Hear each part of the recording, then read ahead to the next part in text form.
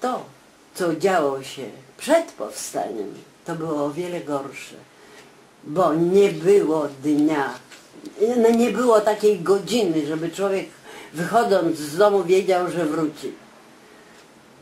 Nigdy nie wiadomo było, czy jak się wyjdzie z domu, czy do pracy, czy w innych jakichś tam zamiarach, że się wróci do domu. Łapanki były w różnym czasie. Nie ogłaszali tego. Tylko człowiek już będąc, prawda, na ulicy, raptem się dowiaduje, tędy nie wolno, bo tam łapanka. Tu łapanka, tam łapanka. Chcę powiedzieć, chcę to podkreślić, że myśmy marzyli o powstaniu. Marzyliśmy o tym, żeby człowiek nie był bezbronny, bezradny. Naprawdę to boli, jak teraz, no pewnie nie udało nam się, bo nas oszukali. Ja mówię o sobie, ale ja nie byłam w czasie powstania w Warszawie. Tak się złożyło, że przed powstaniem, nie wiedząc, że już wybucha. Zresztą ja nie byłam w organizacji, bo w naszym domu był punkt dla cichociemnych skoczków z Londynu. I ciotka nam powiedziała, żadna organizacja, nic, bo mi tu możecie nieszczęście sprowadzić. Bo to nigdy nie wiadomo było, prawda? Gdzie możemy się dostać, w jakie ręce, co możemy tam wydać czy nie wydać. W każdym razie tym byliśmy zobowiązane właśnie nie należeć. No ale przecież człowiek się rwał. Chciałoby się tam, gdzie walczą, tam, gdzie mamy coś do powiedzenia, gdzie czujemy się Polakami, takimi bardziej swobodnie, prawda. No w każdym razie ten okres przed powstaniem był już nie do zniesienia. Dlatego, że zdarzały się Niemcom różne, prawda, przypadki, wypadki, ale za każdego Niemca, któremu się coś wydarzyło niedobrego, to szło 10 osób strzelanych. 10, a czasami więcej, tak? Po tym zamachu na Kuczerę. Boże, ile ludzi wtedy. To w Alejach Jerozolimskich, tam gdzie jest teraz ten hotel wysoki taki, to tam był też taki dom, tylko niższy oczywiście, tam 5 pięter czy coś. I właśnie tam było takie miejsce, gdzie oni zorganizowali tą egzekucję. Ogłaszali, tak, egzekucja, prawda, za zamach. Cały człowiek był pod wrażeniem, tylko nie wiadomo było, jakiego dnia dostanie. Bo łapanki były straszne, nie tylko dlatego, że, prawda, wywieźć mogli do Niemiec tam, czy na roboty, czy zabić, zależy jak im się tam to podobało. Krótko mówiąc, to był okres tak trudny, tak ciężki, człowiek taki zniewolony, taki nie wiadomo było, za co się zabrać, co warto, prawda, załatwić jakoś. No ciężkie były czasy. W każdym razie, no jak kiedyś z pracy wracałam, i na Nowym Świecie wsiadłam w tramwaj, bo ja mieszkałam na Kazimierzowskiej, w domu Bobrowskich, tak, to była firma Elis, samochodowa firma Elis, naprawa i znaczy się wyrabiali części samochodowe. Produkcja tych takich części, takich. No w każdym razie właśnie w tym domu nigdy nie było lokatorów żadnych, tylko rodzina, no przyjaciele, prawda, zależy jak tam czasami komuś mieszkanie było potrzebne. Bardzo piękny dom, duże, olbrzymie podwórze, na parterze była właśnie fabryka. I tam było takie tajne przejście z kamienicy, tak za maszynami, tak tymi fabrycznymi. Przejście było do pozycji z drugiej ulicy. Było takie tajne wyjście z naszego domu i tam się wchodziło, ogrody były, taki ogród, no ogród, za dużo powiedziane. Ogród, no i w razie, że uciekać czy coś, to właśnie to było to miejsce.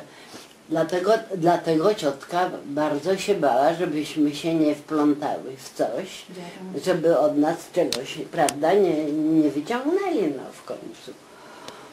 Wtedy wracając z pracy do domu, wsiadłyśmy w tramwaj. Tramwaj jechał przez plac Trzech Krzyży, potem Aleje Ujazdowskie, Bagatela, prawda, do Rakowieckiej, no w Rakowiecką zawsze skręcał.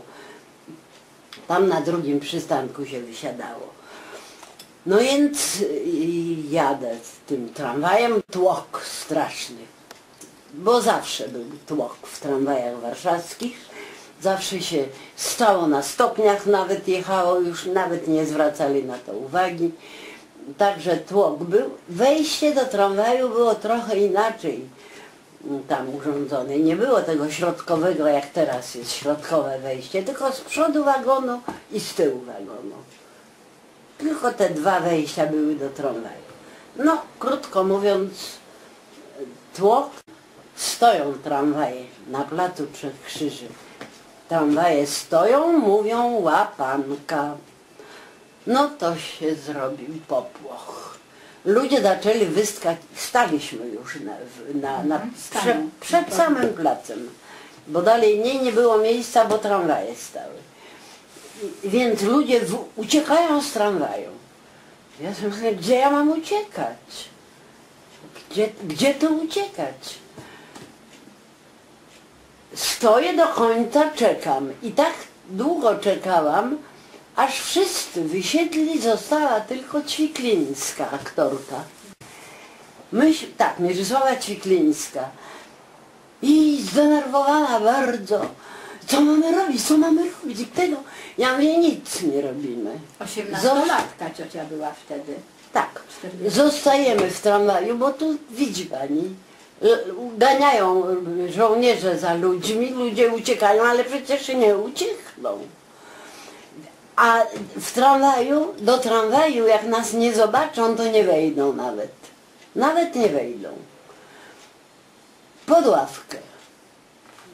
A ławki były tak zbudowane, że do siebie przodem. Ja mówię, kładziemy się, żeby nas nie widzieli przez okno. Bardzo, ale słuchała, co powiedziałam, to wszystko. Ja mówię, kładziemy się, nie wyglądamy, jak nie zobaczą, nie będzie im się chciało wskakiwać. Leżymy. No nie bardzo można się zmieścić, tym bardziej ona, ale nogi miała tu między ławkami, a tam tylko tak sama się skryła. No i czekamy. Cisza. Nic nie wiemy, co się dzieje. Dopiero po jakimś czasie, to nie było tak długo, ja wiem, no ale ze 20 minut, może pół godziny, leżałyśmy tam w tym tramwaju, nikt nie wskoczył. Nie wiem, gdzie był motorniczy. W tramwaju go nie było. No ale słyszymy, zaczynają ludzie wsiadać. No to wychyliłam się, pytam się już po łapance. No chyba tak, bo tamtego, bo już odmaszerowali, to znaczy się po łapance. No i taka to była przygoda z panią Ćwiklińską. No bardzo mi jej było żal. Taka była biedna, taka zdenerwowana, no ale nic. Do widzenia nie było mowy o żadnych tam znajomościach. No w każdym razie to była jedna łapanka taka, dużo nałapali wtedy, dlatego że na placu Trzech Krzyży, przy placu Trzech Krzyży to były takie domy sklepy, jakieś magazyny, jakieś tam, no w każdym razie ja nie wiem, ja nie widziałam, gdzie tam można się schować. No, ale to na tym się skończyło, szczęśliwie zajechałam do domu. No, mniej szczęśliwie,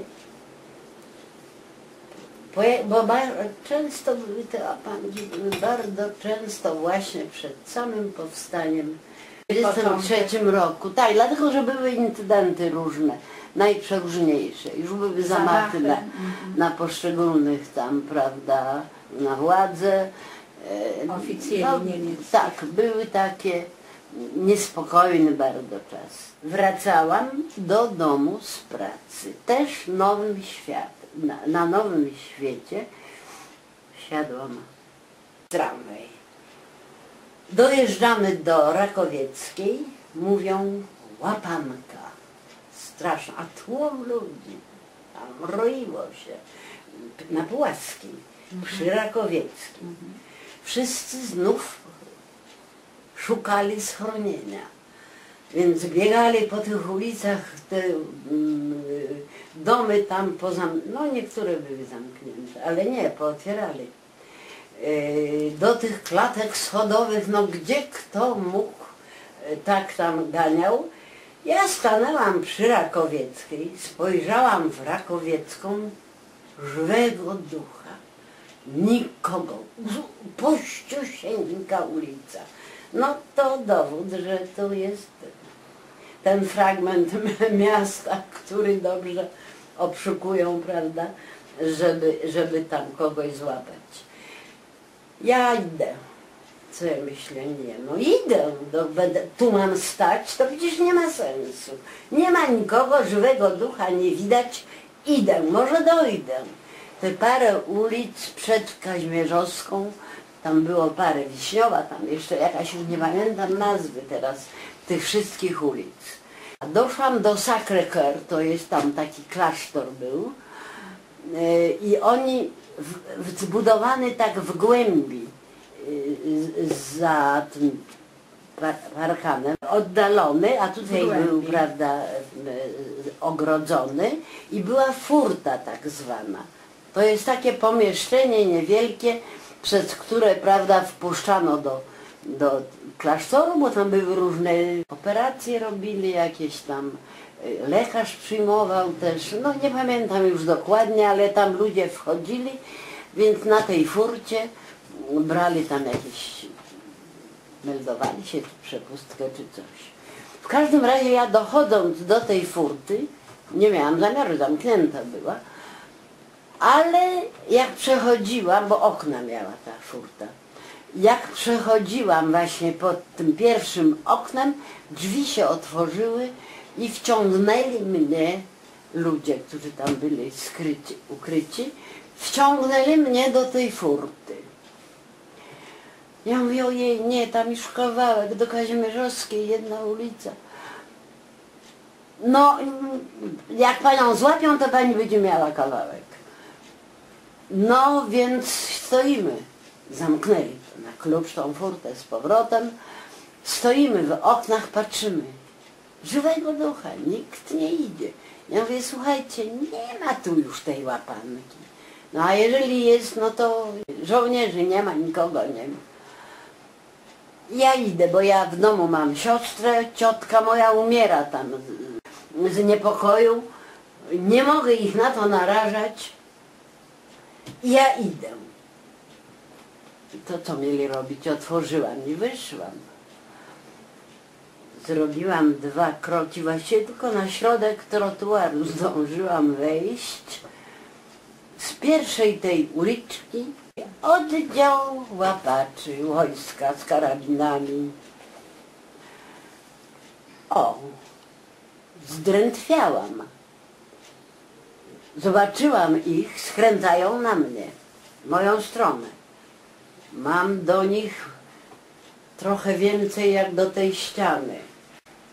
Strach potworny, bo przypomina mi się jakiś czas temu, tydzień, może 2 tygodnie wcześniej, moja przyjaciółka, z którą pracowałam, bo ja pracowałam w fabryce żarówek, tak. Też wpadła na taki oddział i zaczęła uciekać i zastrzelili ją. Więc ja tak świeżo to i żałobię po niej. Dla mnie to było straszne przeżycie, ta jej śmierć. Ja wiem, że nie wolno mi uciekać. To wiem, bo ona się zerwała do ucieczki i nie było jej już. No więc idę na nich cały czas równym krokiem. Może się uśmiecham, nie pan, tak mi się wydaje trochę. I nie mam odwagi zejść nawet na trotuar, bo mogą pomyśleć, że chcę uciekać. Tego strzału się bałam bardzo.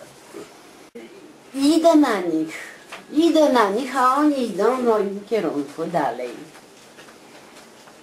Pcham się w ich oddział, na samym środku, bo czwórkami szli. I ja na środku, oni mi się ustępują. Oni mi ustępują, znaczy się. Trochę się rozsuwają. No to ja idę, jestem odważniejsza. Jak tak, wyjścia to nie mam, bo mnie cały czas jakby ktoś za kołnierz trzymał i prowadził. To w ogóle nie były moje tak odpowiednie działanie. Ja nie miałam żadnego działania, prawda, bo to wszystko było tak w tej chwili. Więc idę i tamci następni w szeregu też rozsuwają mi się, dają mi miejsce, przejście. Oni uważali widocznie, że ja się chowam w ich szeregach, prawda? No w każdym razie idę już spokojniejsza, ale idę. Nie wyszłam jeszcze z tych szeregów, jak z Kazimierzowskiej, znów taki oddział. No a ja jeszcze jestem tu w środku, w nich. Więc jak wyszłam z tej, prawda, grupy, mam parę metrów do następnych żołnierzy, ale już się nie pcham, nie. Już schodzę z trotuaru i przy trotuarze okrążam ich. Przy mojej bramie, bo druga posesja jest ciotki mojej. Przy naszej bramie stoi buda odkryta. Na budzie połapanych sporo ludzi i 4 żołnierzy, 4 tych rogów samochodu pilnują tych złapanych. Ja dochodzę już na trotuar, bo już tą grupę żołnierzy minęłam. Wchodzę na trotuar do bramy, bo stoi dokładnie przy bramie. No brama jest piękna, ażurowa, wielka taka. I ja do tej bramy widzę na podwórzu dużo. Wszyscy chyba robotnicy byli na podwórzu. Z tej fabryki. No bo to fabryka, która robiła dla Niemców, to oni jej nie ruszyli. Brama była zamknięta, prawda, na klucz, ale Niemcy się tam nie dobierali. Bo już tam prawdopodobnie uważali, że to pracują dla Niemców, prawda. Dozorca mnie zobaczył, taki Pol. Zobaczył, tak wytrzeszczył oczy prędko do drzwi po klucz. Złapał te klucze, to miał 2 kroki do tej mojej furtki, prawda? Otwiera, wpuszcza mnie, zatrzaskuje furtkę. Boże, weszłam. Na podwórzu otaczają mnie ci pracownicy, wszyscy robotnicy. Jak panienka przeszła, jeden przez drugiego.